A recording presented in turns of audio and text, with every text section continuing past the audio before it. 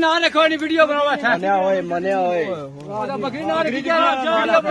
बकरी चाहिए लो हां बकरी चाहिए अदर ये क्या है ये बकरी से जी नाल बकरी रखो इसने बकरी ये सप्पा माड़ी है झट बिचारो नाल बकरी रखो सीधा करो पूरा इसे सीधा करो जी नासरिया जी फिर चक मारी गया खत्म हो गया अल्लाह ने हुक्म मार जा यार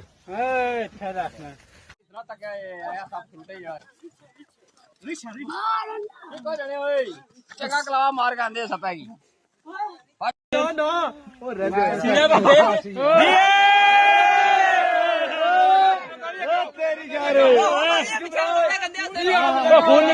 लगा जी और चाचा कपड़े गंदे होने नहीं होए